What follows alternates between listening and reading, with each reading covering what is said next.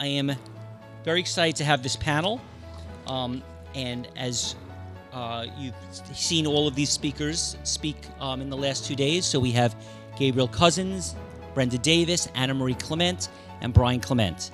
So this is actually very unusual. You're looking at 200, virtually almost 200 years of raw food experience. It's, a lot of experience, 150 to 200 years. So there's a lot of knowledge here.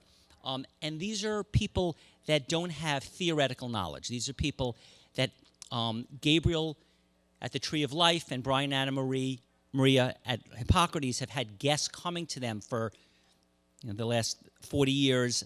And Brenda does intense research. So this is not theoretical. It's not just quoting someone else. This is really hardcore what it takes to affect your health. Now, the conference sort of has a funny title. The panel, it's called Diabetes. What are the best scientific and nutritional studies ever done? Tell us about how to prevent and reverse diabetes. But you could take the word diabetes out and put all your other health issues in, and the recommendations they're making are similar. In other words, they're not saying this is the diabetes diet, but the cancer, heart disease, Alzheimer's diets are totally different.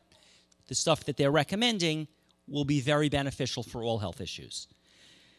So, to get started, why don't we just frame what's going on? I'd like if you would just say, if there's 320 million people in America, the first question most people are going to say is, well, does this affect me? So if diabetes has nothing to do with them, they might not be that interested. So does this have anything to do with anyone? Is this just some small group of people that have it? Or who actually has diabetes? Who's going to get diabetes? So who has it? Who's going to get it? And then even if they do, is it really so bad? Like, it doesn't, type 2 diabetes, it sounds like, I don't know. So who does this affect us, the people watching it? Do we need to be concerned? How many people have it? Who's going to get it? And what actually happens when you have type 2 diabetes? Because to a lot of people, it doesn't sound that bad. So I'll be happy to answer it. Is my phone on? Could you hear me? Okay, good. Well, the data is pretty overwhelming, okay? 27% of the people who are 65 years and older have over type 2 diabetes. That's a lot, right? That's more than 25, that's more than a quarter of the population. And the population is increasing in age. I didn't say get older, I said increasing in age, okay? The second thing is 10% of people 20 to 60 have diabetes, type 2 diabetes. So that's important. Probably the biggest statistic is 1/3 of the people from 20 to 60 years old are pre-diabetic. Generally speaking, pre-diabetes has many of the degenerative effects of people with full-on diabetes. That's not so good. That's 1/3 of the population between 20 and 60. Now, the second part of that question is the bad news. The chronic degenerative diabetes syndrome that I'm talking about is a serious degeneration in many of our organ systems. Our vision, our brain function, our neurological function, our digestion, the tendency for depression. It goes on, but the cardiovascular, 2 to 4 times higher rate of heart attacks. So it's pretty broad spread. Basically, diabetes is accelerated aging. So if you think that you don't care about the fact that you're aging, that's a big deal. Once you get diabetes, but even the prediabetes, in about 15 years, all those kinds of things start to manifest, including sexual function, because you have decreased circulation to the genital areas. So it has a major impact on your physical function, and I'm going to say, based on my observation, a major impact on your mental functioning. Your cognition significantly decreases. So it's a lose, lose, lose, lose, lose all the way down the line. So it really affects people on every level, and it takes about 15 years to get it. So if you're a 10-year-old, by the time you're 25, your life is over, functionally. That's what that means. And I'd just like to add one other point. I don't know if my mic's on. Oh, now it is, I think.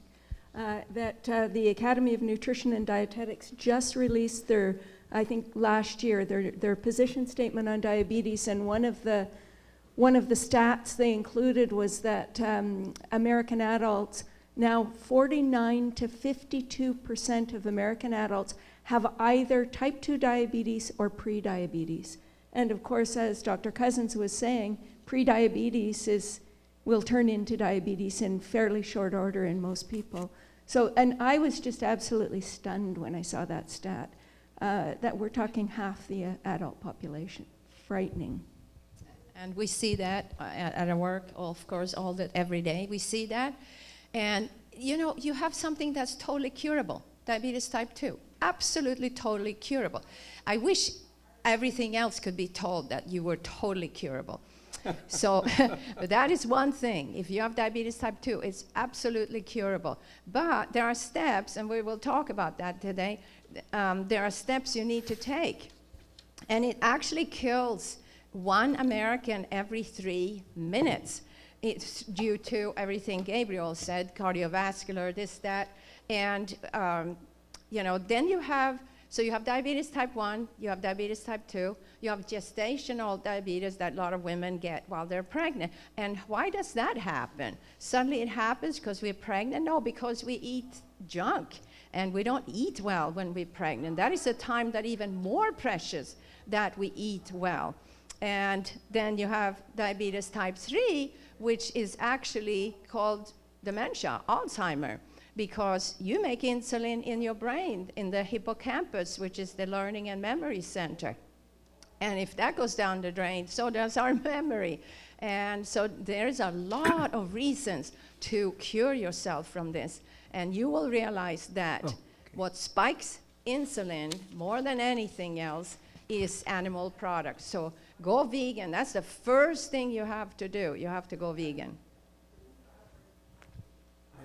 Let me broaden this outside of America. This is an international audience. We don't want to constantly say America this, America that. We've been great at exporting a lot of things out of this country over the years, but what we exported is a lot of crappy food. So this is not just an American phenomenon. As a matter of fact, we have more obese people in Mexico, our neighbor, than we do. When I used to go to France 30, 40 years ago, I didn't see chubby people. Now 20% of their population is. And diabetes is growing worldwide. So I'd like to tell you that. In the South Pacific, where they're pretty much on plant-based diets, they're not eating an awful lot of junk food like we are. They're eating a lot of palm oils. And our forests are being knocked down for those palm oils. But let me also explain how serious this is in the context of how recently this has occurred. When I peruse medical literature from the beginning of the 20th century, it was not even mentioned type 2 diabetes. It was such a rarity, and it was only with a fractional part of the aristocracy that would contract this, and they didn't even know what it was at that point.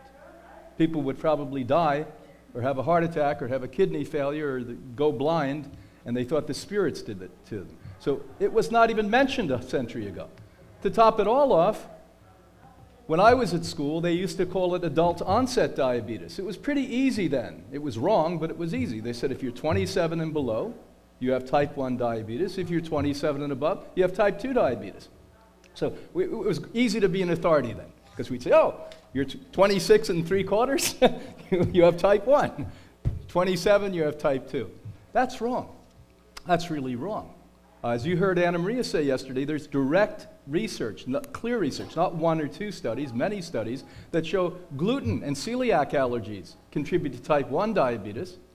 And there's a slew of other things. And as Gabriel just mentioned in his presentation, pesticides, fungicides, herbicides, genetically modified food do. This is a whole new experiment we have just tried in the last generation or two. Then to top the whole darn thing off, it went from nothing 100 years ago to being the fastest growing disease that we have to concern ourselves with today because it creates the most demise. It's the disease that kills you only second to heart attacks and strokes, which often are caused by blood sugar conditions. Actually, in 1920, only one case was reported. One case. Well, that was- 1920, that's 100 years ago, just like what you said. they did report one case. So the quick thought that most people have is, okay, type 2 diabetes is a very serious issue, so what I'll do is I'll eat less sugar or I won't eat sugar. But they're saying, I'm a healthy person, I'm not gonna eat sugar, but I eat fish, and that seems, it's not sugar. I eat chicken, I eat egg whites. Sometimes I have pretzels, because that has white flour, or I have some pasta. These people, in general, believe they are not contributing to diabetes, because they're not eating sugar and junk, but they are eating fish, 1, chicken, 2, egg whites, 3, white flour, 4, and white and pasta, same thing. So on those 4 things, fish, 1, chicken, 2, egg white, 3, and white flour, pretzels or pasta or cereal, for each of those 4, is this really a big deal with diabetes? As long as we're not eating the sugar, does it really make that much of a difference if we eat fish, chicken, egg whites, or white flour? Each of those 4. Do you want me to go first? Okay.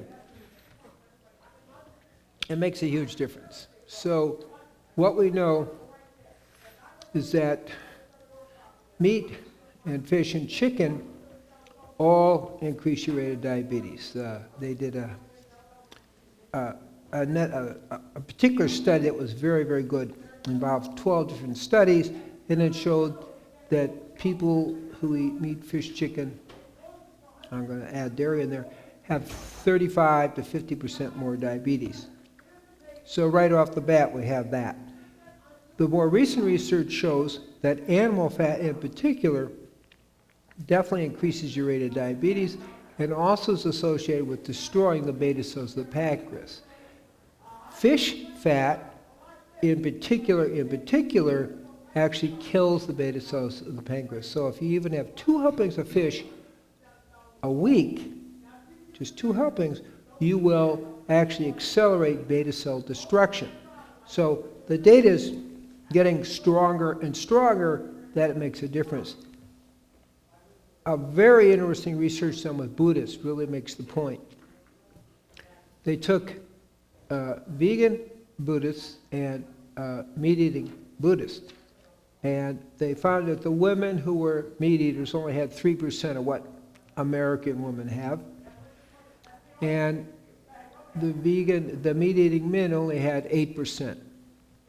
But that being said, when they compared the vegan to the women who were having only 3% of animal products, they had literally double the rate of diabetes. Actually quadruple the rate of diabetes. And the men, only eating 8%, had double the rate of diabetes as compared to the vegan men. So even a very small percent actually makes a very significant difference. I kind of leave it like that. The rest would be an hour lecture. So, Was that the 2014 study by Tina Chu from, she had, well, I think it must have been. Yeah. But she saw 75% risk reduction in women and 51% risk reduction in men? no, In the actually a Buddhist different men? study. So it was a different study, okay. So there, okay. Sorry. Point being, there are lots of studies on these things. So even a little bit matters. That's the key. Well, I think it's enough research proving for us that animal fat and protein spikes insulin. And you need insulin for so many functions. You need it for your brain, you need it so that you can absorb sugar into the cell. Your energy source is glucose. But if I don't get it from the right source, that's when donuts look good. When I get it from the green juice, and I get it from wheatgrass, and I get it from algae, blue-green algae, and spirulina, and chlorella, and all that, then I don't have that need. So more or less, we all have to be ahead of ourselves because we are all sugar addicts or we are recovering. But that is the biggest problem. For example, if you're on whey protein, you know that spikes your insulin about 30 to 50 times more than sugar does. Imagine that. So it's sugar. Yes, we got to be really careful. We don't eat any white sugar. We don't eat honey or maple syrup. But our natural sugar comes from the greens and the juices that we drink that actually don't have sugar from carrots and beets. We stay very, very green. And why we're so strict is because we're living in a time that we have abused sugar for a long time. It's been available in so many products.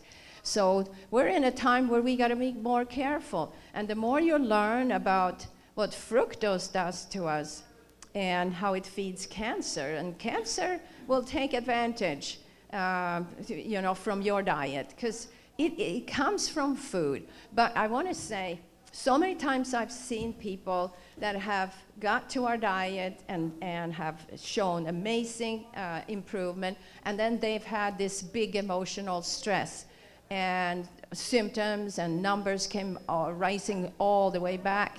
So, learning how to deal with life's events and stresses too is really, really important. The point I'd like to make, research is wonderful. I think it's just great, but the most important thing that I can tell you is over nearly half a century that I've done my work, I've seen thousands and thousands and thousands and thousands of people reverse type 2 diabetes. Shame on you if you do not reverse type 2 diabetes. As a matter of fact, when people come through the program and they are diagnosed with that and their insulin is high, we see rapidly 50, 60% of those people within the 3-week period come off or not need insulin. The most dangerous thing that we do at Hippocrates, our medical team has to watch these people like a hawk, is have them check with glucometers 2, 3, 4 times a day to make sure that the doctor's there, and then when they get home, the physicians reduce their insulin. Or if you continue to take insulin when you don't need it, you go into shock. So that's number one. And I can tell you 100% of everyone, so if I see them a year later and they say I'm still a diabetic, they're not doing what they should be doing. They're just not doing what they should be doing. This is a non-issue. This is a non-issue. And I'll give you a story. Several years ago, we have a local fella in West Palm Beach that's a renowned diabetic expert. And he has people fly in from all over the world to see him because he's renowned for putting people on insulin and watching them and making sure that they don't have as many episodes of blindness and exhuming their arms and legs and fingers and all the horrible things that have heart attacks, etc. He probably minimizes it by a small percentage.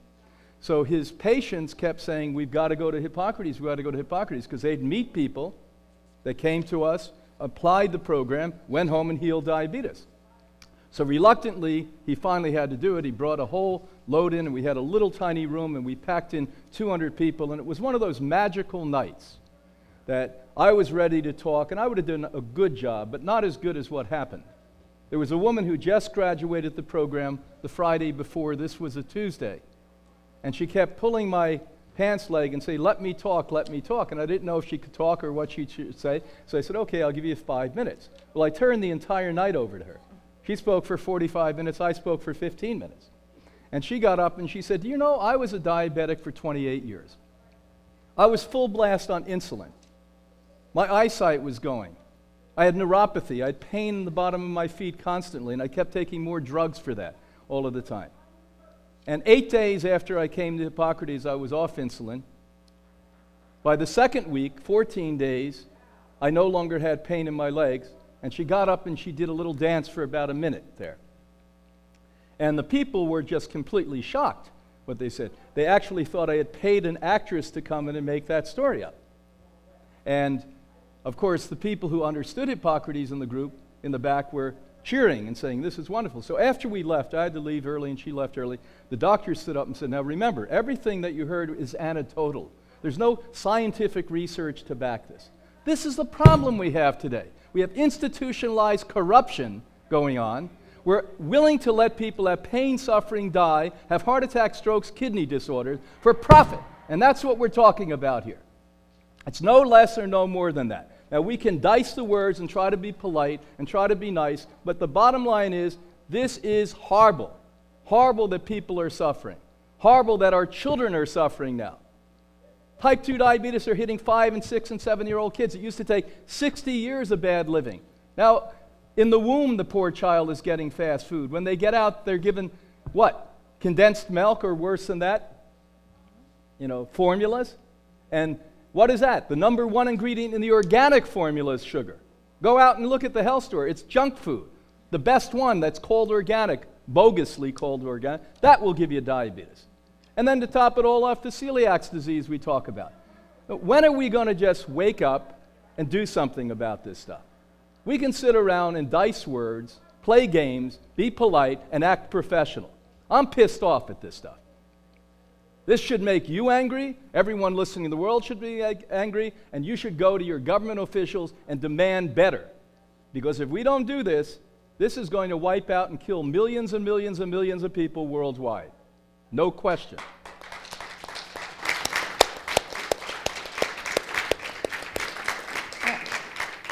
I want to add something because I shared in my first lecture my experience with a man named Carlos who was on 40 units of insulin and 17 pills a day, had, of course, type 2 diabetes, peripheral artery disease. He had just had a major heart attack. His kidneys were failing. He had chronic gout. And he was told by his physician he had 2 years to live at most. He needed to get his affairs in order. And he was also told by his physician that his diseases were progressive and irreversible. And there was nothing that he could do about it. And when Carlos started on a plant-based diet and got off all his insulin and all his medication, reversed all of his diseases, he went back to that physician and he said to that physician, "Why did you not tell me this was possible?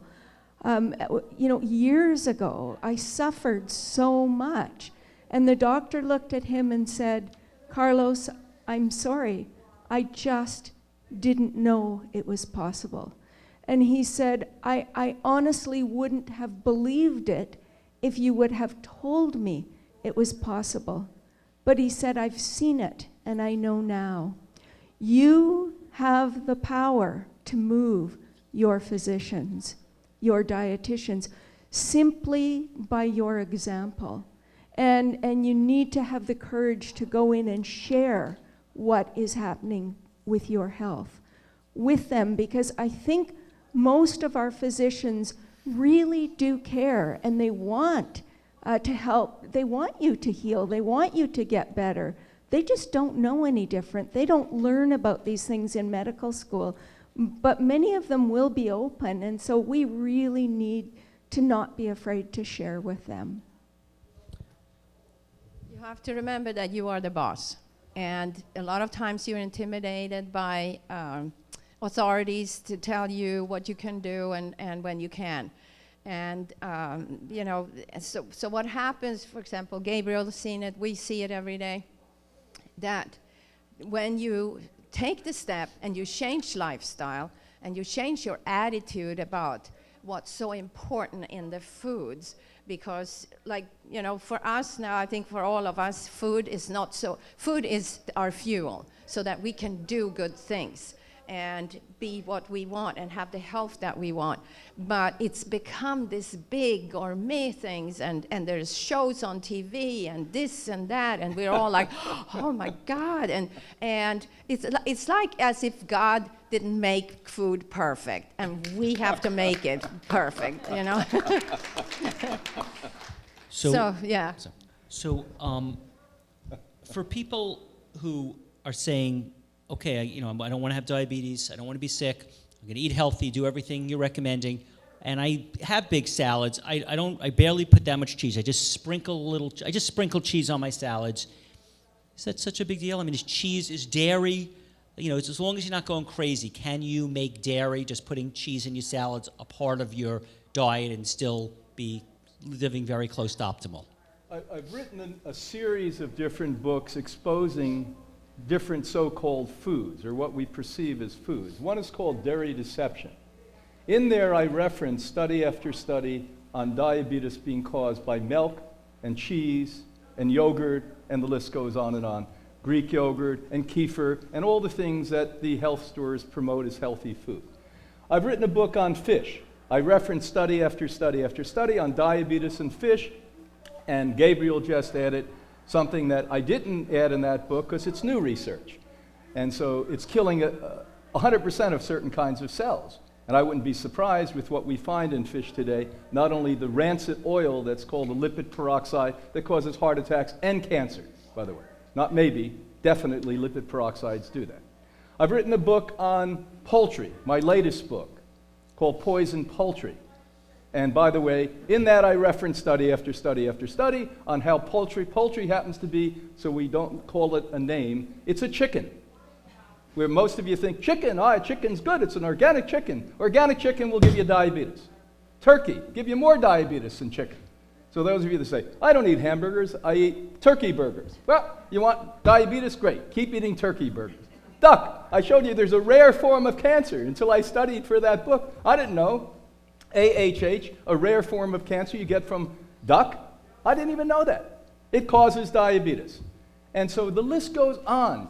And, you know, what we have to do is educate, as I think Brenda said it so eloquently and correctly. I'm pro having roundtables. Gabriel sat at roundtables with me. I'm pro at bringing people in from every single discipline in healthcare and not saying one's right and one's wrong. We're all having something we can contribute. I'm not a medical doctor doing particular work in a certain area. We need that woman or man at that table. And we all have to sit and share our experiences. When do we get back to the patient again? When do we talk? Why doesn't the patient sit in the middle of that round table and we say, okay, leave your ego at the door. Leave the economic concerns at the door. What can you do as a doctor or as a psychologist? Gabriel happens to be a medical doctor and a psychiatrist. What can you do? And then we bring in somebody, an exercise physiologist. Let's bring Dr. Kenneth Cooper in there. What can you do for diabetes? And why aren't we doing that? Everyone's out there yelling and screaming, getting everyone riled up. You're more confused than you've ever been because more of us are talking than we ever have. And the truth of the matter is, this is easy stuff. Matter of fact, diabetes, as Anna Marie said, if you don't reverse diabetes, shame on you. But the truth of the matter is, I think 80% of cancers can be reversed. Not maybe, I think so. Why? Because I've seen these things happen. Heart disease, another brain dead, easy thing to do. I mean, heart disease isn't a disease. There is a few people that have bowel problems. That's a disease. But when you're sitting on your butt and you're stressed and you're eating all of this nonsense and you have a bad marriage and you hate your job and you don't have connection with God, guess what? You're going to have a heart attack because you probably prefer being dead at that point.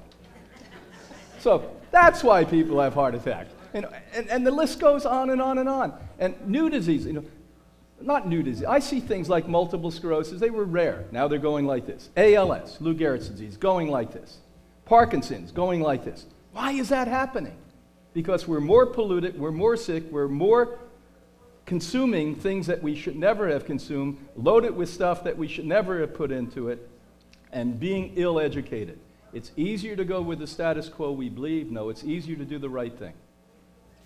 And a couple of other things about dairy, and I know Dr. Cousens also alluded to this. Well, not alluded. You talked about this in your presentation.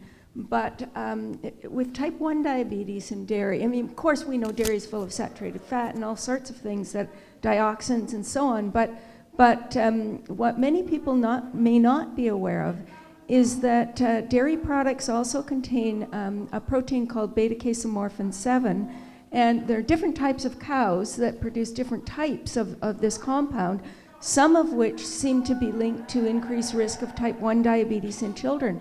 There's another compound called Mycobacterium avian paratuberculosis, or MAP, that is found in dairy products. And in fact, 95% of the large dairies with of plus cows, actually the milk was contaminated with MAP. Pasteurization kills a lot of it, but even with pasteurization, you've got about 2.8% of the samples were found still to have MAP, and there's a kind of a genetic, I guess a genetic mutation, yeah, that makes children who are exposed to those much more apt to develop this autoimmune disease in which they'll attack their own beta cells. And so there are these things that are associated with dairy as well that deserve some consideration. So I want to add to what everybody's saying is that part of my work is out in the rest of the world where there's a whole lot less resistance to the obvious. Now, the reason is we're not generations away from returning to the natural way of living.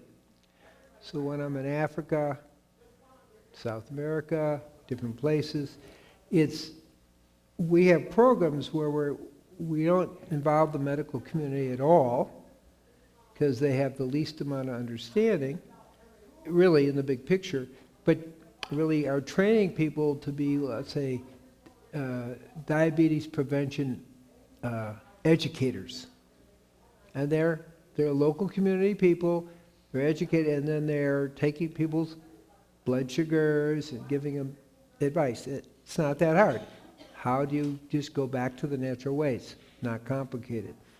So that's what we're doing, and we're not involving it. Now what's happening is some of the hospitals, some of the doctors are getting interested as referral points, but they're opening up to the idea that this is such a big problem, such an epidemic problem, it's way beyond the medical world.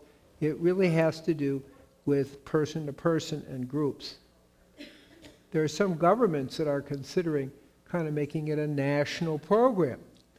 It's for a variety of reasons. Plus, it's very expensive to treat diabetics.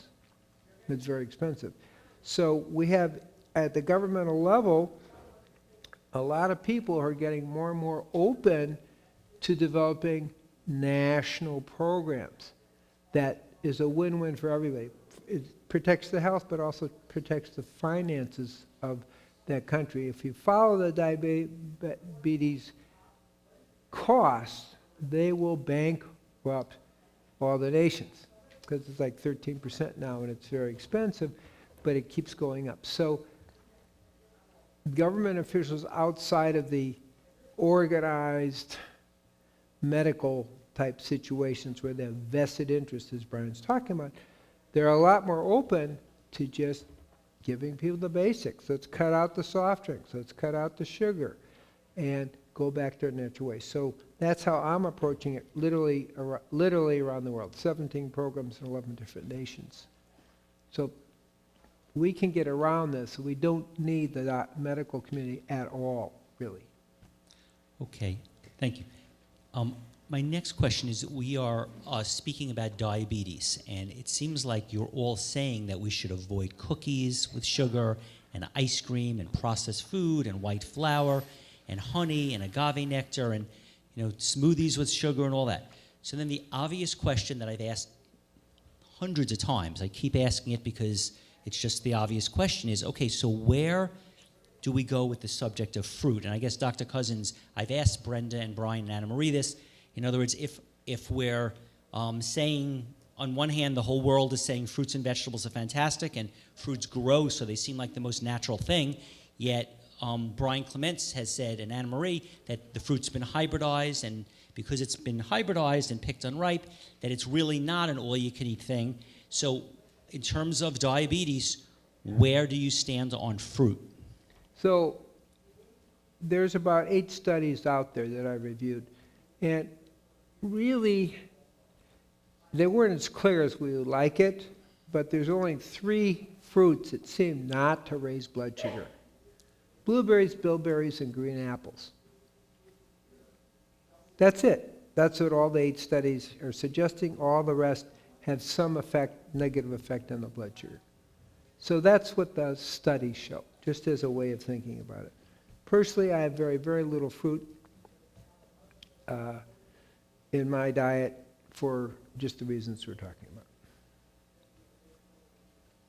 about.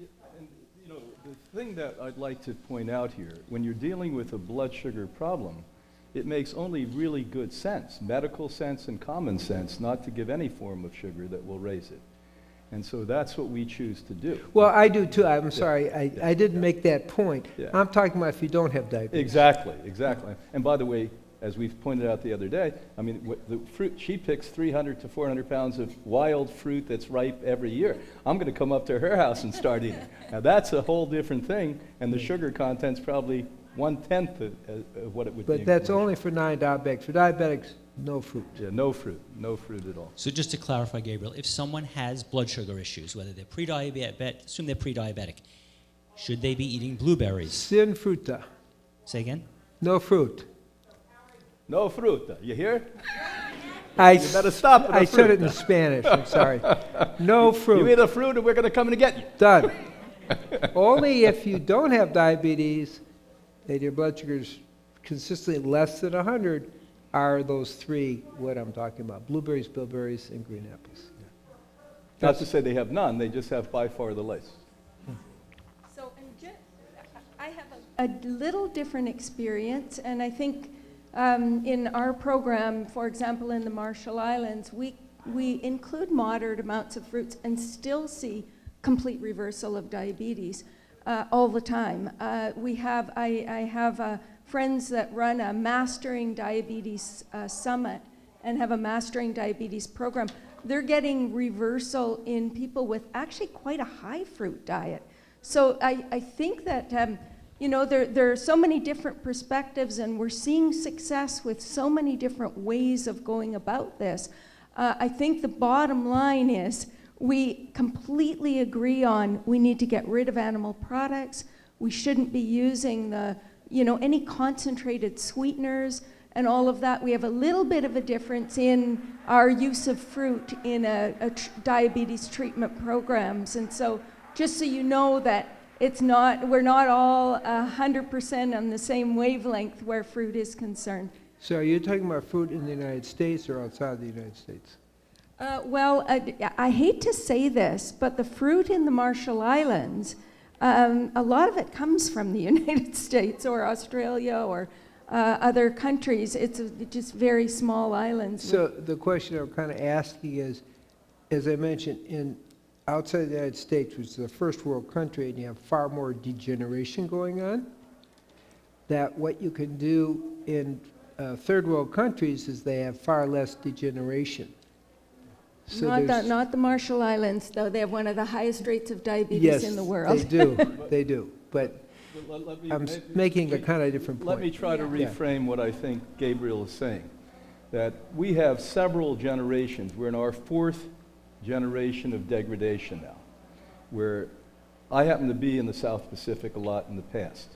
And I would probably tell you that it's maybe the second generation of degradation there. So each generation, our organ systems, our pancreas, our entire body's chemistry alters and gets worse. So the volatility and vulnerability in the Marshall Islands to a little bit of sugar is wildly different than a European or an American that we started to eat sugar 100 years ago. So that may be the difference. And I would really question the long-term outcomes of people who were taking lots of fruit. We did all of that, by the way. So what you're suggesting your friends do, Not suggesting lots of fruit. okay, Very moderate amounts. but let's tell you. The friends, the Mastering Yeah, Diabetes. not you. I know not you. You eat you eat the kind of diet I like, a very sensible diet. So she eats pretty much like we do. And what's funny, we all come to the same conclusion after you do this long enough. We don't sit and talk to one another and scheme and say, let's all eat the same thing to tell people. But we all arrive at the same thing because we know what fuels us. But your friends, let me challenge this a bit. And I want to have another way to look at it, not to say that you're wrong or they're right and I'm right. We did a lot of fruit. So when people came to us for the last 62 years, we did an awful lot of fruit at the beginning. It was a fun diet to come to. Everyone was high. We were running around, giving you carrot juice, giggling all day long. And people with diabetes were not getting well. So it was a rare thing they were getting well. Today, I don't see people who can't get well eating a green, high-protein diet. This is a high-protein diet, digestible, usable protein. By the way, if you look at the usability, digestibility, absorbability, we're by far the highest protein diet on the planet Earth. And protein regulates blood sugar. So we haven't talked about how to reverse it. Why it's reversing is you're getting absorbable amino acids that go into the cell and regulate blood. It acts like a magnet for sugar. Well, we'll answer questions at the end. Yes. And I think most of us are so worried about change. Oh, you have to change, you have to do something different. What is the big deal if I, for the next 2 years, stay out of fruit? You know, what's the big deal? Because usually in 2 years, I have seen the recovery it's so good that then I can go back and I can have my blueberries, blackberries, apples, and kiwis, and, you know, I'm not going to have the high sugar fruits. But so what's the big deal? I think we have to put aside this thing. Oh my God, I'm going to change. 2 years. Look back 2 years. What was 2 years? I mean, there's 2018. I mean, I feel like it's 2016. It's like, it's so fast. But you are really doing this recovery in that time. And that's the time most people need to be very, very strict. And that's 60 years. And between all of us, I mean, we have like, what do you say, Steve? Almost a couple hundred years. 200 years experience. What's 2 years? And just say, okay, if that works for so many people, that if I'm staying out of fruit, I'm staying out of all animal products, and I'm getting into green juices and big salads and adding sprouts to it, what's the big deal? And I get my supplements like blue-green algae, and I get chlorella, and I get B12. You know, I add these things that will help me in the journey. Chlorella, if you come to the Institute, you see our guests, they're eating chlorella like candy, because it really helps that sugar craving, and it gives you sugar, but it's from Not only for carbs. diabetes, overeaters like I was. I could see people watching out around the world saying, oh, I'd rather die. I'd rather eat fruit than 2 years of no fruit. I would have been there at one point, believe me. So based on all of your experience, the real question is that's unique about this is you've been giving people raw food diets for a very long time. I know people have come to see you who have ended up dying, so this is obviously doesn't 100% solve everything, but the question that I guess people want to know is, okay, so it sounds good, how does it work? When people follow this exactly like you say, and if someone follows this, goes home and does exactly what you say, how well does it work? Will they lose weight? Will their cholesterol and blood sugar get stable? Will all their other health issues resolve? Or are you saying 50% of the time it works, 25%? Like, how well does it work if you actually do this based on all your experience and all the people you've seen? How well does this work? So one of the questions is, there isn't the same diet for everyone. So we really actually have constitutional differences. On chromosome 19, it tells us how much protein, how much fat, and how much carbohydrate we need. So the diet actually has to be individualized. So one of the things I do when I'm doing a whole person healing is I try to figure out whether this is a person that needs a higher amount of protein, a lower amount of protein, how much fat. So we start putting the diet to their constitution. I like to tell you that was a new idea, but really in Ayurvedic medicine, that we've been doing it for 3,000 years. Not a big deal, kapha, pitta, vata, and variations. So one of the first questions is it has to be individualized, and that's key. When you individualize it, the next question becomes compliance. So when I individualize people's diet, we're talking a 99% success rate in compliance and just being that diet. Now, my statistics, and again, I only tracked it intensely for 3 weeks, which is not huge compared to some of the other studies where 5 years, is that in 3 weeks, 61% of the non-insulin dependent people are cured, which means a blood sugar, fasting blood sugar less than 100 and on no medications. Now that percentage dramatically goes up over time. So if we're talking 2 years, we're talking about a very high success rate. Not that 61% when it's, quote, incurable. isn't a good result, but 3 weeks, very short time. So over time, as people are supported in staying on a diet that's fit to their constitution, the success rate is pretty high, probably in the 90% in terms of the bigger picture, in terms of diabetes, but also general health, because we can't separate general health, longevity, well-being, optimum health from treating, let's say, reversing diabetes and curing diabetes. They're overlap. But first you have to have a diet that fits the Constitution and then support in that way for people. And our experience working with people in the Marshall Islands is actually quite similar. So, and to be honest with you, I was shocked when I first started working there at how rapidly blood sugar normalizes. And so it was within 2 weeks that almost all of our participants had to be taken off their medication, or they would have been having hypoglycemic reactions constantly. So we would cut their medication in half almost immediately, in half again within a week, and they were off it within 2 weeks. And so I think with type 2 diabetes, it's more rare that a person doesn't respond to this kind of program than does. Almost everybody can resolve type 2 diabetes unless they have, I mean, there's a test you can do, C-peptide, where you see if there's any remaining functioning beta cells, and there's some people that have much more serious disease than others. But even for those people, they can recover health tremendously by changing their diet. So we are snacking nation. We like to snack. And you know why we like to snack is because our blood sugar is all over the place, and we're not satisfied. We're not satiated. We didn't eat well. I mean, I was brought up on meat and potato, and it doesn't fill you up. That's not the protein that's easy to digest. That's not accepted by your body like a bowl of sprouts and vegetables.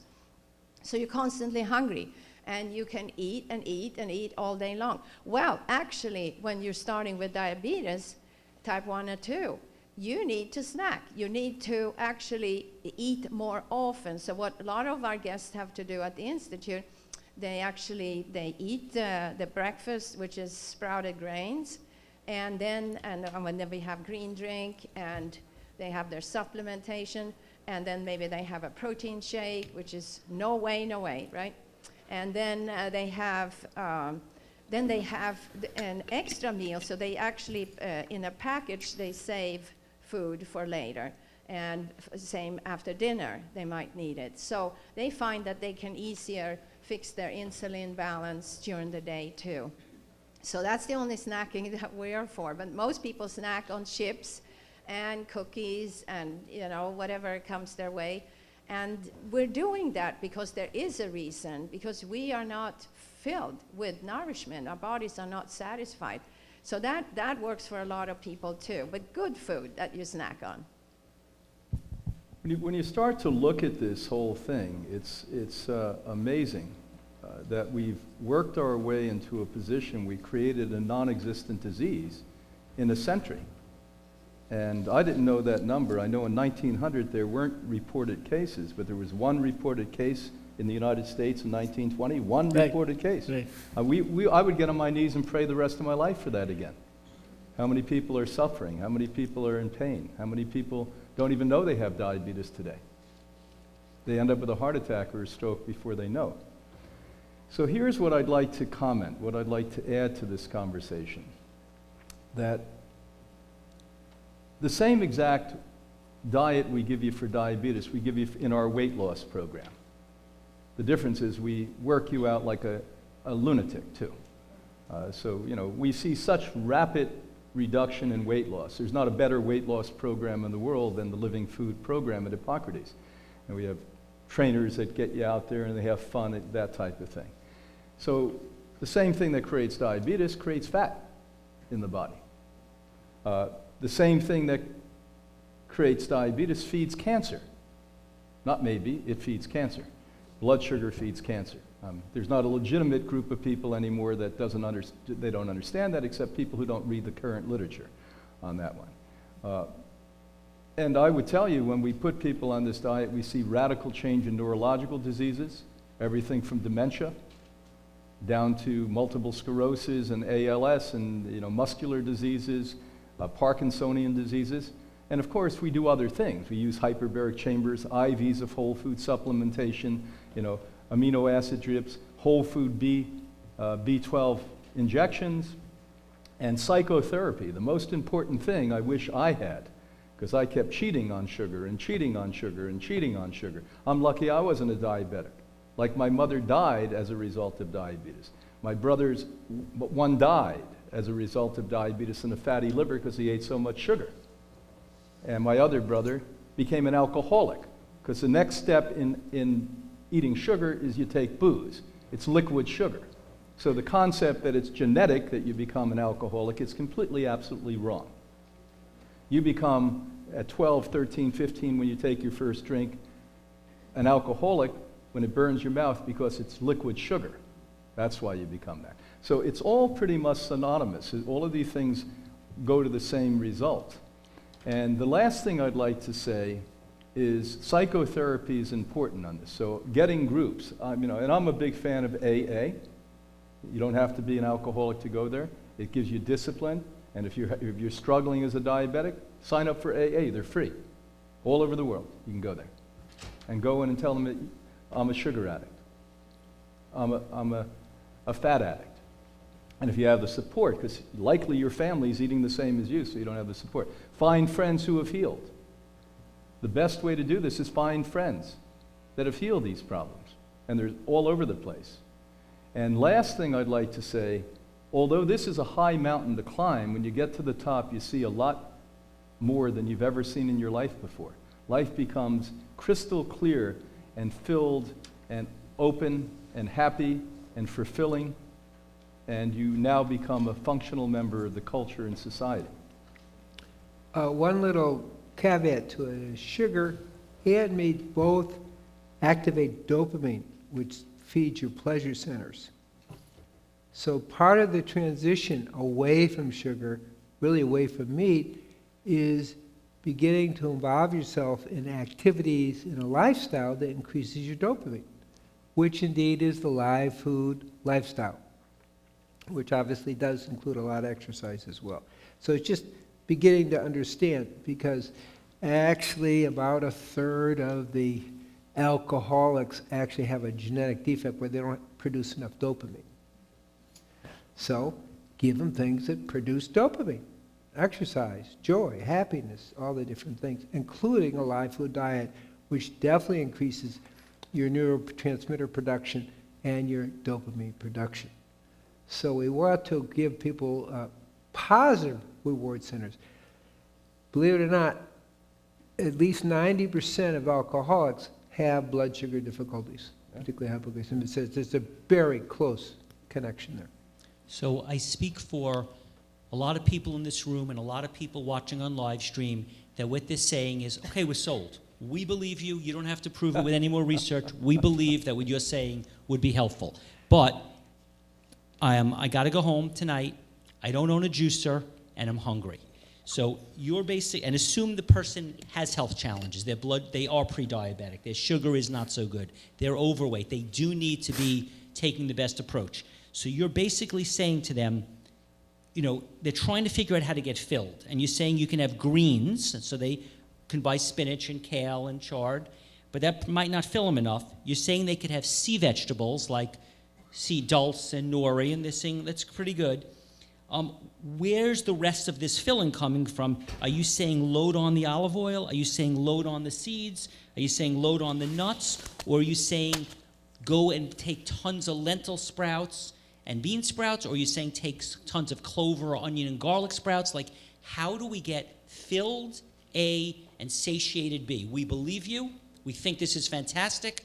But to actually do it in practice, and I agree that, or I understand that you're saying if you juice twice a day, that makes all the difference. But assume someone doesn't have that juicer and they go home tonight, how are they getting filled? How are they getting satiated so that at least they're full, and then we won't even worry about satisfied? How do they get filled Where with cooked food, it's easy. You just have beans and grains and you're full. How in this live diet am I getting full? I think the first question is, or statement is, there's never enough food to feed a hungry soul. You got it. You got it. That's the answer to the question. There's never enough food.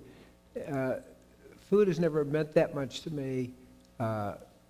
And the Native American Sundance is you go 4 days without food or water in the hot sun. Which you've done. Yeah, which I've done Which you've 4 done. years in a row, right. It's no problem.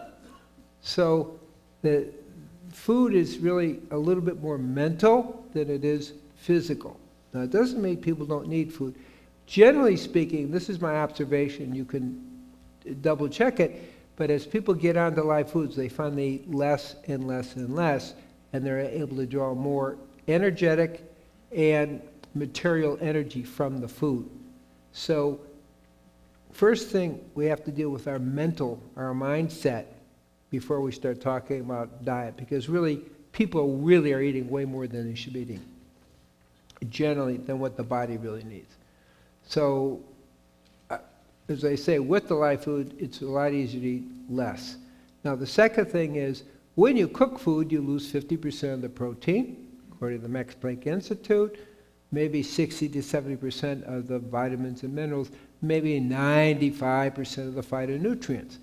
Well, what that means, you've got to eat a lot more to get those. So a live food diet makes it a whole lot easier to eat less food and therefore not really overeat. In our 3-week program, and we don't focus on weight loss at all, average weight loss is 18 pounds in 3 weeks. We've had people lose as much as 48 pounds. Yeah. But it's not our focus, it's just what happens. But the key is, when you go to live foods, you really you can eat half as much and get the fuller nutrition, but you're also working on the mental aspect. That's what I want to emphasize with that. And No, we're going to just read from here for today. Thanks. Sorry. full disclosure, the diet that I use for many of the patients that I'm working with, for example, in the Marshall Islands and at home, I'm not using 100% raw food diet, so we do include some cooked food. So what we would suggest is a huge salad to help you feel full, a huge salad with every color of vegetable you can think of, but perhaps adding a little bit of steamed sweet potato, some legumes to help with satiety. Our salad dressing would be nutter seed base, so a tahini lemon kind of dressing, and you know, it's a pretty filling meal. So if we're talking 100% raw living foods, which has been so successful at the Institute, we haven't had to add cooked food to people with diabetes. And the thing is, it's the step that you take. So let's say now that you go home and you go to your local store and you go to the organic section and you buy anything that's leafy green there. Okay, so you buy, if they have sprouts, you buy them. And of course, eventually you want to learn how to grow your own sprouts as much as you can. You get some peppers, you know, green peppers and unripe. So you have the yellow, the red, the purple. You get that. You get some ripened organic avocados. Avocados, unfortunately, if they're not organic, they're heavy-duty sprayed. So you want to go for the organic stuff. And you get some onion. I eat onion every day. It's full of sulfur. It's anti-inflammatory. Oh my God. And you have ginger, usually can buy there. You have garlic. You can make your own dressing. And you enjoy this. And then you can get nuts that are organic. So you'll buy some almonds, some walnuts. You soak those overnight. And then you can enjoy them in your salad. And so I think you start with baby steps like that. And like Brenda says, maybe you're not going to go 100% raw. Maybe because you're doing it at home. Maybe you have some vegan soup or you have some bowl of beans, and that will help you after all of the other stuff that you ate. Eventually, you want to start making juice because, boy, that fills you up. Nobody is ever hungry at our institute. Nobody will ever tell you, boy, you know, I could eat a ton more. No, you know, they're not hungry because the body is full and the body is satisfied. Every cell in your body is like, thank you for taking care. And we see it in the blood test before and after. Oh my gosh, how willing your body is to change when it gets the nourishment. We wish everybody had this experience. We wish everybody could have come to Gabriel, to the Institute, to Brenda to learn, because what an amazing world we would have if we all could learn how to take care of ourselves, which is our birthright. It is, and it's something we've lost. It's something we've lost. You know, when I first changed, you know, the only advocates I had were my grandparents and their generation. They just really thought what I was doing was normal. And my poor parents thought I was nuts, and because they had already been incorporated into dependency. So the way our systems in the world work today is to get you dependent upon the food chain, get you dependent upon the professional, get you dependent upon. So it was sort of refreshing for my grandparents and their friends and other people of that generation when I said, look, I'm going to take charge of my life. They said, of course, that's what you're supposed to be doing. And why a lot of you are tenuous about this is because you don't know it, but you've been gobbled up by corporate interest. You're below the waterline. You're drowning is what's happening. And this is much more simple than you can imagine. You know, it's sort of ironic. I have this institute, and I sit there and I pat myself on the back, but I sort of have an absurd job. It's really a weird job. I have to teach grown adults how to live. Why didn't their parents do this? Why didn't the school system do this? Why didn't the spiritual systems do this? And you sit here at 50, 60, 70 years old trying to figure out what the heck is going on? How can we live? Isn't that weird? Don't you think that's weird to begin with? Yes. I think it's really weird.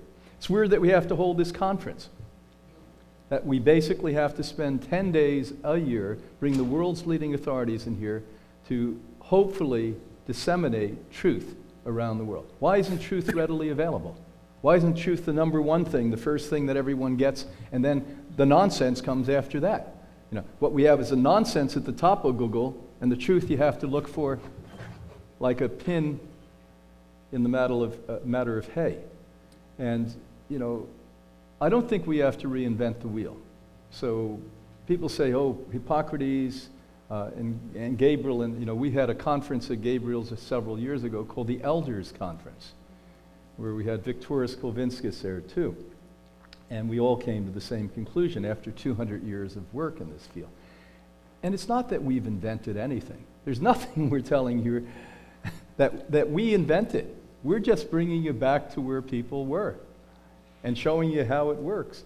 And in some way, validating it, you know. And a lot of you need science because you believe science. You know, science is a facade. I'm going to tell you that right now. Example is what you need. I'll take one good example of somebody who reversed diabetes than I will 55,000 studies, although we read those studies every single day. They sort of get boring after a while, to be honest with you. What we don't want to do is intellectualize the process of healing. We want to use our heart for healing. We want to use our soul for healing. We want to use God, the Spirit, for healing.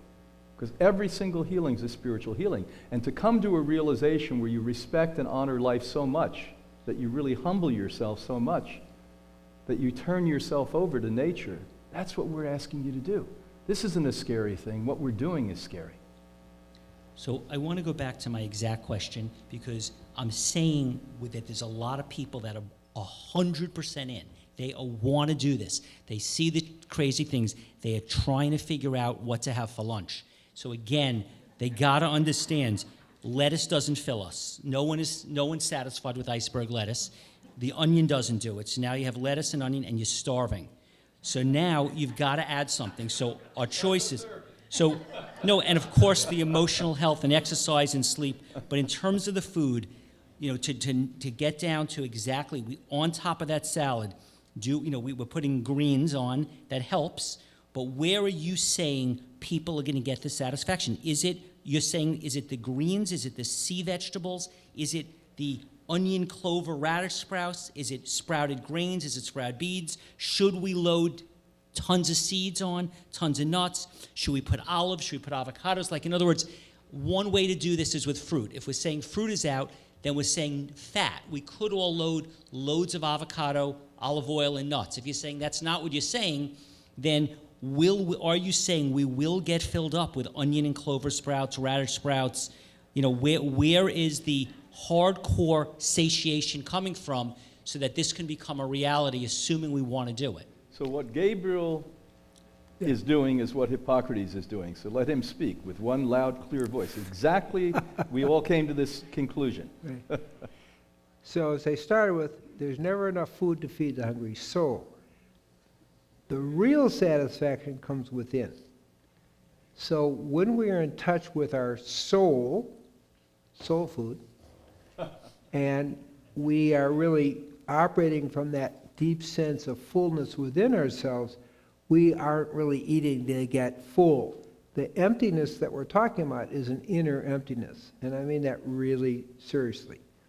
Because when you are full from within, you really aren't that hungry, and you use your food not to fill the emptiness, but to maybe give you a certain amount of energy that you need.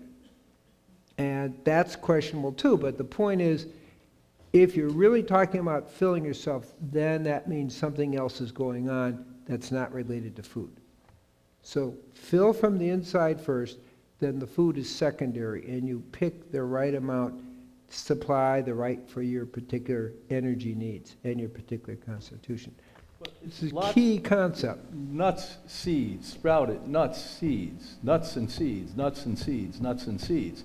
They're the fillers, they have the fats, they have the proteins, although you're not getting most of your protein from that. Sprouts give you the most protein, but the fact is the nuts and seeds give you that cessation that you're looking for. Is that a risk if you're having too many avocados, olives, nuts, and seeds, that you're getting too much fat? There is a too many, but I mean, you'd have to be completely off the deep end to get too many on this. I was more worried about overeating pork chops at one point.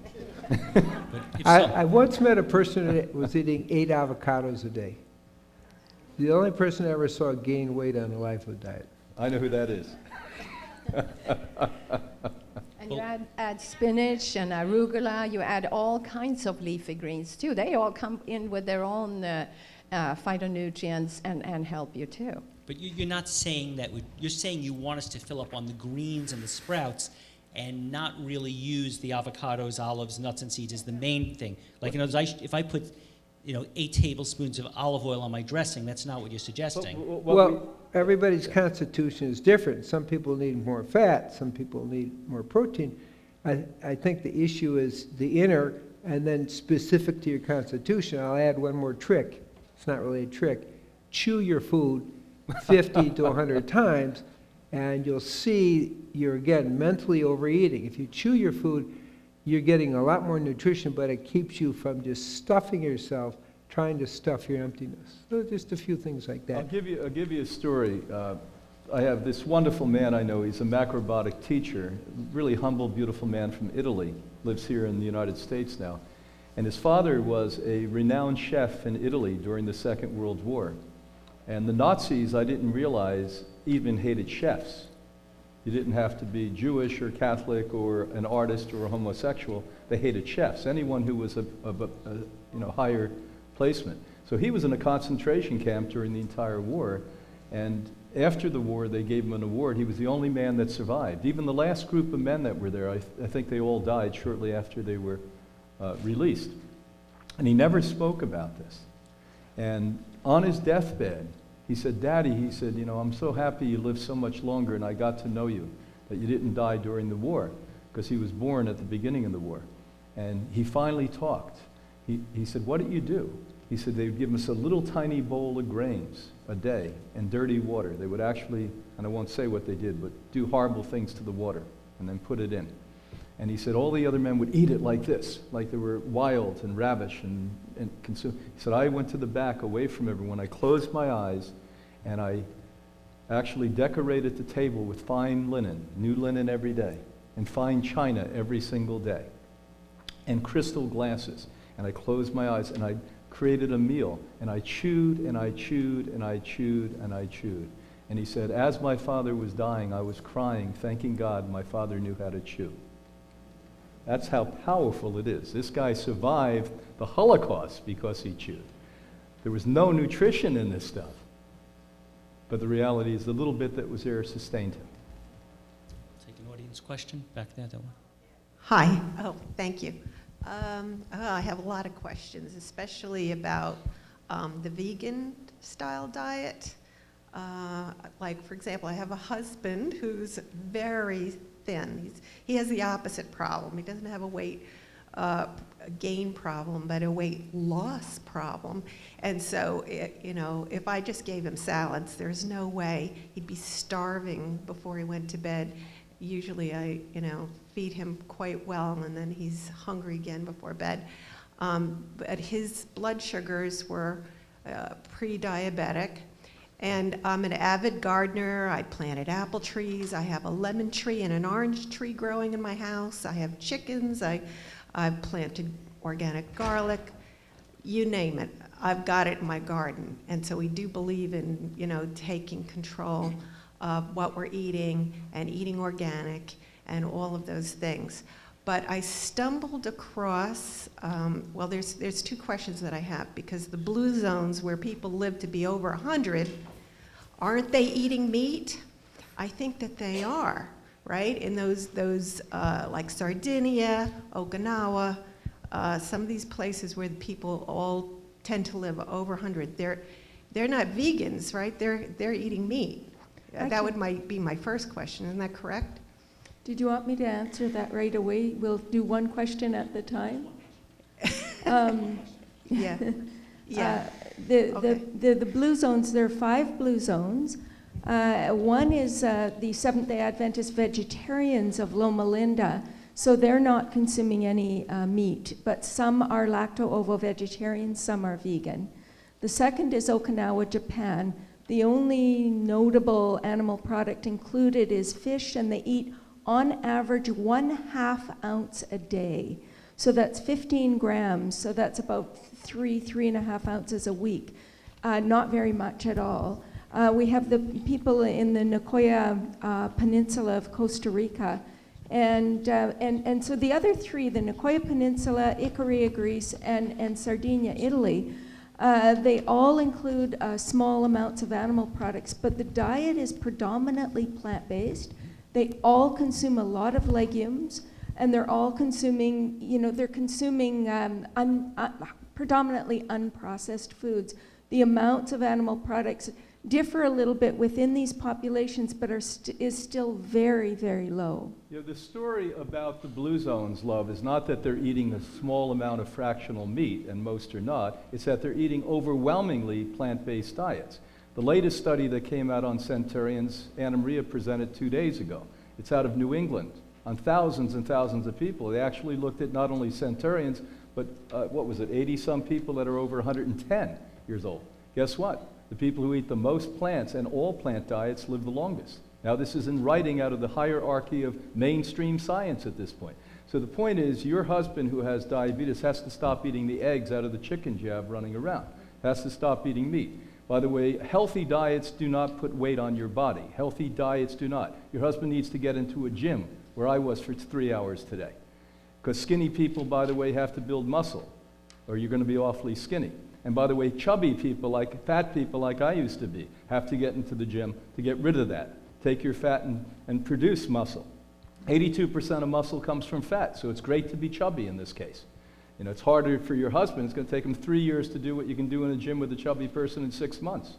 So that's what has to happen. It's not just about eating food.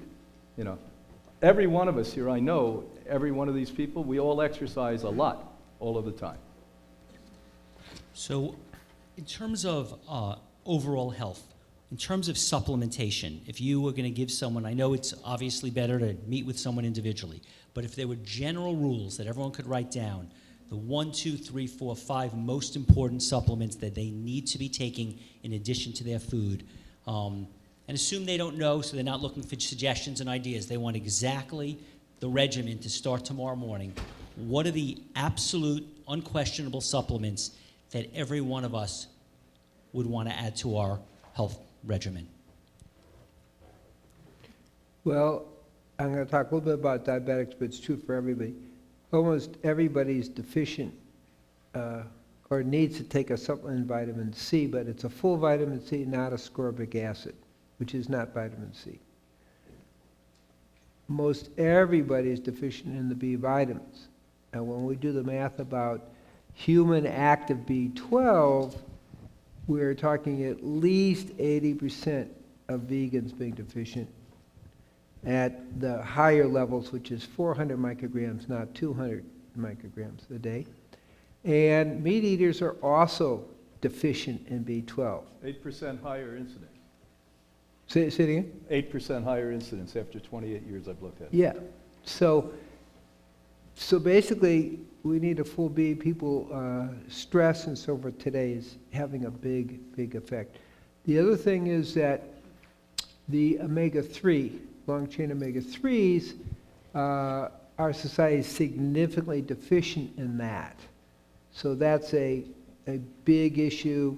I would strongly recommend the DHA, EPA, and get it from a plant-based algae source.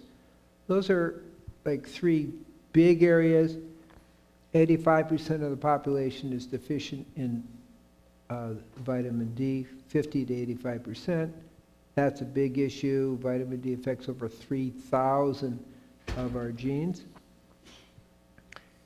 And iodine, in our society, about 95, 96% are iodine deficient. Those are just a few of the kind of basics where we have gross deficiencies in our society. Generally, in 1936, the U.S. Congress said that 99% of the U.S. population is mineral deficient. So we need some kind of mineral support too. I absolutely agree. Those are the exact nutrients I would have mentioned. Okay. Totally agree. The only caveat, the only thing I would like to add to that is, in my book, Supplements Exposed, I point out that all supplements are not created equal. 9 out of 10 are not healthy for you, that they're made out of chemicals in laboratories, so they have to be whole food based, alive. If you don't take a microscope and look at them dancing, you shouldn't be taking them. Mostly they're made out of petrochemicals of all sorts. Absolutely, food concentrates is what we're talking about. Dr. Cousens, everywhere I've heard in the whole food plant-based community, the thought is eat a whole food plant-based diet and get your cholesterol lower. In rural China, they had really low cholesterol levels. It seems that for the last 20 years, everything I've heard is low cholesterol below 150 makes you heart attack proof. And then you said during your lecture that actually 159 is safer and lower cholesterol is connected to depression and other issues. I'm wondering the discrepancy because, again, it seems like they're saying in all these rural China areas, in the China study, that they were saying that people had naturally levels below 100 of cholesterol. So if we're eating a plant-based diet and our natural cholesterol is 120, 115, 110, what point are you making about cholesterol being optimal? Well, it's an interesting thing. Mostly, we make 80% of our cholesterol, at least in our liver, ourselves. So I never think about a low cholesterol or high cholesterol diet. And I'm also looking at data not in China, because it's a different culture and a different genetics. I'm personally talking about what we're talking about in the United States, where we've seen, but it includes studies around the world, that a cholesterol between 160 to 260 is actually safe, but the dangerous is the lower cholesterol, and the data is there. I even learned it in medical school, very indirectly, but people with low cholesterol are much more likely to be depressed because you need cholesterol as a receptor site for serotonin, which has an antidepressant effect. So I kind of knew about it in a whole different way back in the 60s. So what we're looking at is you have 6 times more suicide with lower cholesterol. That's just a fact. And if you're in the lower 25%, you're talking double the rate of suicide because you need cholesterol for proper brain function. So it's more like that kind of understanding, is that when we examine lower, we do have some problems. You're going to have more stroke with lower cholesterol. You're going to have more cognitive decline. I'm not going to cite all the studies, but it's pretty clear people with lower cholesterol have greater cognitive decline than people with a higher cholesterol. So basically these studies are looking at it. So I try to look at it holistically and say, okay, we can worry about cholesterol, but maybe we shouldn't, because if we go too low, we can create some problems for ourselves. Now, that's kind of more Western European American culture where that data is from. So that's how I look at it, and it doesn't really include China, which is really more of a different genotype. So it's a good question. Mostly I'm saying don't worry about cholesterol. It's the second biggest fear. You have Alzheimer's and you have cholesterol. That's what people worry about. And actually low cholesterol contributes to cognitive decline as well. I'll look through another window at this.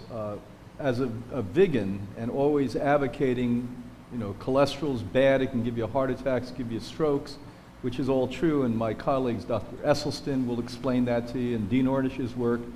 That's the particular window they look through. Now, this is an evolving understanding. Science is not static. Science is not, this is science and we should institutionalize it. We learn as we go with this. And what we do know with centurions is they generally have higher cholesterol. And when they don't have dementia, they generally have higher cholesterol. So I'm ready to completely radically shift what I've said for 35 years, where always high cholesterol in every case is going to be a problem for you. I think the difference in my mind now, and it's evolving, is that after a certain age, high cholesterols aren't going to give you the potential for heart attacks and strokes like it would at 30 or 40 years old. What we seem to know is that if you want to live to 100 years old, your cholesterol better be on the high end. And I think the numbers you pointed out are absolutely correct. So I'm seeing this.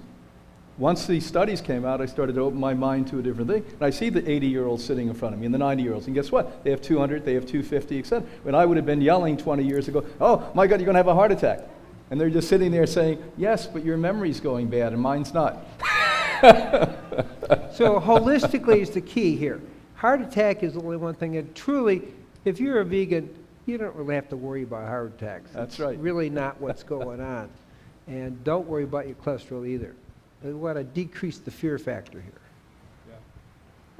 There was a new President Council summary on cholesterol and heart disease and saturated fat and heart disease. It was looking at diet and heart disease in probably just a couple of months ago. And there's definitely still concern about very high cholesterol levels and heart disease, but I think people need to understand that high cholesterol levels alone are probably not going to do the trick. You need inflammation, oxidative stress, lipotoxicity, dysbiosis, all of these things that will come together to cause cardiovascular disease. If it's just higher cholesterols alone and you're eating a wonderful vegan diet, you're probably on pretty safe ground. On the other hand, I know an awful lot of vegans, like myself, whose cholesterol sort of, around 130 or 140, I've never been depressed a day in my life. And I feel like I'm very, very healthy, and I don't want to necessarily start eating very differently. I already eat a lot of nuts and seeds and avocados and so forth. So I'm not really convinced that I need to make huge changes to try to increase my cholesterol either. There's still a lot of questions in this area. But she lives in a sunny place in Canada. You could be a vegan in the dark, you'd be depressed. You know what? It's not true. We have a gray sky almost the whole winter. Do you really? Yeah, in that valley, that cloud. And I thought, boy, if I can stay happy through this, I'm doing okay. You travel a lot. You travel a lot.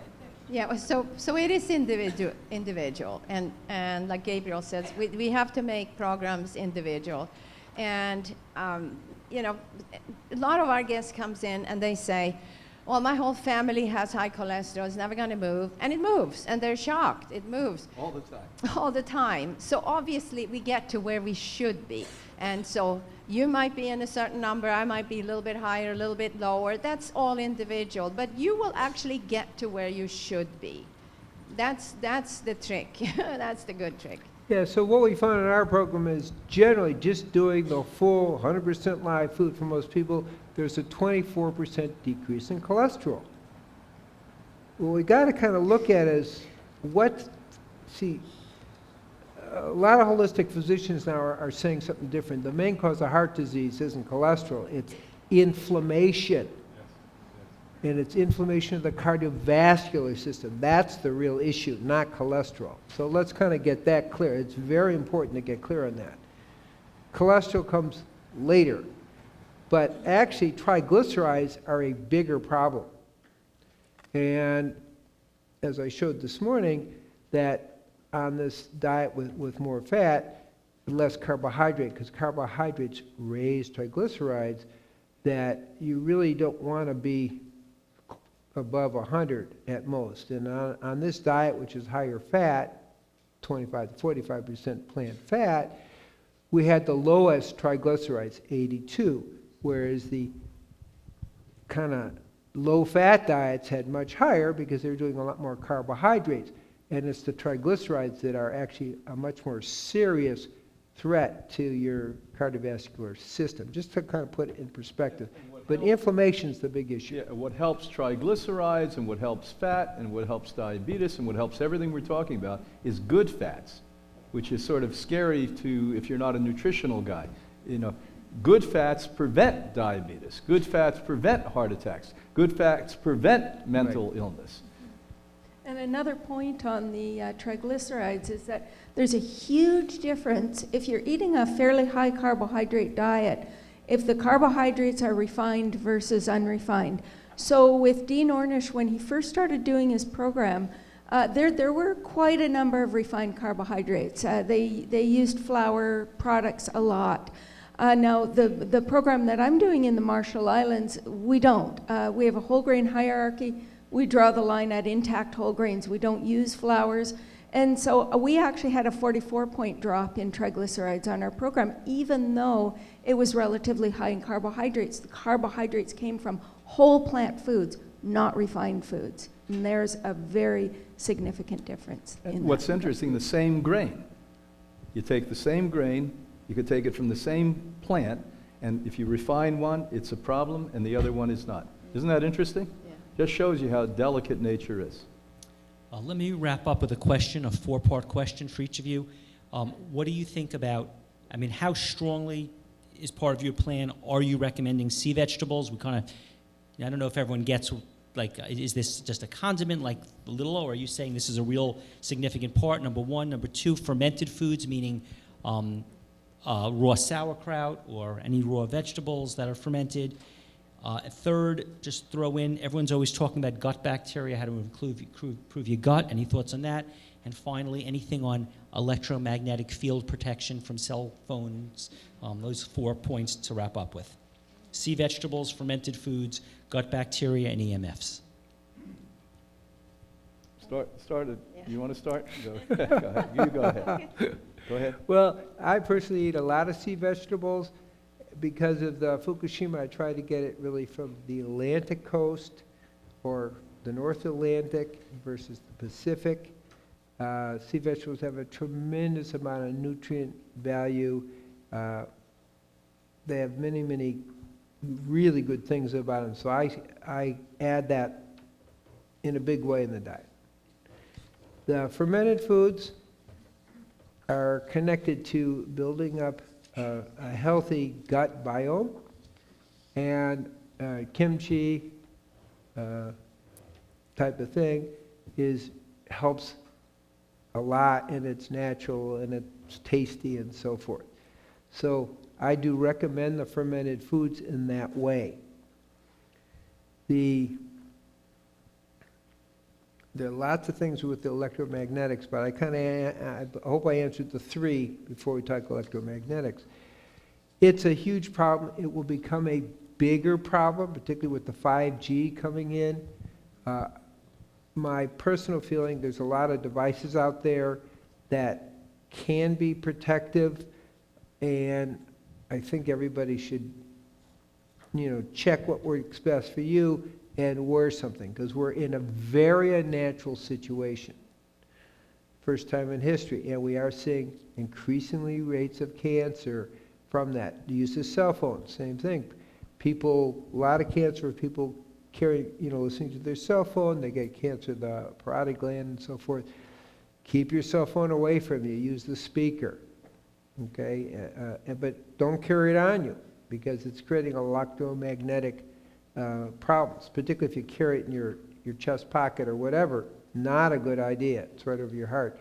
So minimize use of the cell phones and wear some sort of protective device. I'm not going to mention, because there's lots of ones that seem to work. And actually, sometimes they seem to be overlapping, so you could wear 2 or 3 protective devices, and they each seem to have a piece to it. So that's how I kind of approach it, because we are a little different. We have to pick devices that actually work for us, and you have to really test to see if they're working. But we do need to have some kind of protective devices at this point. And I have to be honest, I probably don't use as much sea vegetables as I should in my programs. I use a little bit. I like to use them as a source of iodine. So just learning. I'm a little bit of a baby in that area. The fermented foods, definitely. I encourage their use. I do fermented vegetables myself, and also fermented cheeses with nuts and things like that. So I think they're very valuable. We need to have not just the probiotics from fermented foods, but also the prebiotics as well. So encouraging the use of legumes and so forth, that, artichokes and the foods that are rich in prebiotics. And then, what was the third thing? Gut bacteria? Gut bacteria, which you're speaking of. Yeah, but Fermented foods, gut bacteria. Gut bacteria. Oh, yeah, so that's the same story, the fermented foods and the prebiotics. And then the electromagnetic fields, I know almost nothing, but I know just from instinct, I do not keep a cell phone near me. I just don't think it's a good plan. So, I mean, the research is definitely growing in this area, and I think we need to pay attention to it. So, yeah, seaweed. I love my kids. That was the first food. So my kids are nursed, and the first food that they were attracted to was dulse. And of course, there is some sodium naturally from the ocean, so I would just dip them. You can't soak dulse, but I would dip them, and then I would tear all the little leaves apart and dip them again and dehydrate them for like 24 hours. And then I could bring that to the theaters. I actually smuggled in my 6-month-old to a show here in New York. It was the drums, what was it called? Anyway, I had him in a big scarf because Stumps, he loved things like that. So I was nursing him, but I would have a little ball of the dolls, and he was in 7 heaven. Well, anyway, so it was the first natural instinct. We're born with 2 instincts. We need glucose, we need sodium. And we will look for that in any which way. And for example, my first sodium was probably from meat and the salt on that. And my first glucose was probably an ice cream cone I stuffed in my face. And so that's the kind of sugar that I wanted for a long time. So most of us got into it that way. And so seaweed's amazing food. And it's used, of course, all over the world, and Japan has done tons of research about it. And people who ate seaweeds, like kelp, when Chernobyl happened, probably got out of having thyroid cancer, and probably the same thing's happening now in Fukushima. And so that is very, very important. After Chernobyl happened, I went back to Sweden. That was 1986 when that happened. Swedes were told to eat kelp to support themselves. because that radiation, the clouds, it was raining over Sweden and Germany and all over Europe. We got plenty of radiation, and people are still suffering thyroid cancer, still. So you can just imagine what's going to happen with the radiation from Fukushima. Fukushima is 3 reactors. Chernobyl was 1 reactor. Chernobyl will not be inhabitable for 100,000 years. So, you know, so seaweed is a big deal to protect us. When it comes to fermented food, yes, we serve kimchi and we serve the raw sauerkraut, of course. Our sauerkraut is not what I used to make in Sweden, which was 3 months old and it could walk by itself by the time it was done. This one is just like 3 days fermented, and it tastes amazing. So when it comes to electromagnetic field interrupters, I worked for the last 2.5 years with Professor Wallert in Germany, who is amazingly involved in working with quartz. And he, with colleagues, made a quartz pad that I've put together as a locket, and it's called HHI Pulse, like high pulse. And this has 99% interference interrupter. So it's an enormous help. And of course, I don't want to wear the cell phone and think that this is going to support me 100%. But it is a help. You wear it at all time. It will last you for a lifetime. And, you know, there are a lot of things out there on the market, and like Gabriel said, maybe you need to check, maybe you need to wear some, maybe you need to check what works with you. Because also emotionally, when you wear this, it's protecting you from electromagnetic, because that interferes big time with you emotionally. So in our last magazine, you can read about it too. We have an article. Yeah, the magazine that all of you have, I'm pretty sure that Caroline has it here, the high pulse. And it's by far the state of the art. We looked at it with a microscope when we met this wonderful German doctor 5 years ago. And what he did is he took quartz and he weaved it in geometric patterns that's universal, 360 degree. For everything else, and we've been wearing these devices for 40 years, Anna Marie and I, they only have mono focus. So they attract like a magnet rather than even through your body, from the back and front. So sea vegetables have been part of the Hippocrates diet since the first day. So 1956, when Anne Wigmore opened the doors of Hippocrates, she said, the most important foods is the very first life form that ever existed, algae, and sea algae, the second life form, and the third, grass and the related seeds we call sprouts. So the core of our diet is that, but sea vegetables are important. After the fiasco that is still leaking, so you know that, it has, I happen to know somebody that Gabriel knows that went to high school with the physicist they sent from America, the expert in this. And he said this was a human problem. He said when they were supposed to turn the valves one way, they turned it the opposite way. The next thing, they did the opposite of what they should, and it's still leaking. And so Hawaii now has 7,000 times more radioactivity than it did before. And so where was it that it hit the most? In Florida, believe it or not. It hit over Cocoa Beach, Florida. So that bloom of radioactivity with the jet streams went all across the earth, settled over Cocoa Beach, Merritt Island, around Orlando, Florida, and dumped the most radioactivity there. So don't think because this happened in Australia that you're void of that. And seaweeds, as Anna's country, which is always refreshing to be around a government that really cares for its citizens, it's quite unique, and certainly not so here in the United States, that they actually told people you better start eating sea vegetables there. They also told them when Anna was a little girl, stop eating fish. That fish is polluted. They also told people in northern Sweden after Chernobyl, don't live here anymore because you're going to get rid of, don't eat anything from up here anymore. So any of you that are interested in having a longer life, a healthier life, and not getting cancer, you better start taking sea vegetables. And so it's a big part. This morning when Anna Marie and I got up, we took 5 types of algae, which we do every single day other than fast day. And after Chernobyl and after the Japanese problem, what I did is I created an algae that comes from the most pristine water in the world off Iceland. And it's called Life Give C SEA Strength. It's very easy to take. It's a liquid. What we do is we mix it into the container where we put 5 or 6 different things, minerals, selenium, iodines, etc. We shake it up every morning, we drink it down. So Life Gives C Strength. We were involved with something many years ago called Rejuvelac at Hippocrates. It was something Anne Wigmore brought from Lithuania. If you went to the Slavic countries now and the Baltic countries, you may find this. This is a traditional food in Europe, drink I should say, where they put grains in water. The idea was it fermented good bacillus, good bacteria, and we were all telling people forever, and unfortunately today some people are still telling people to drink it.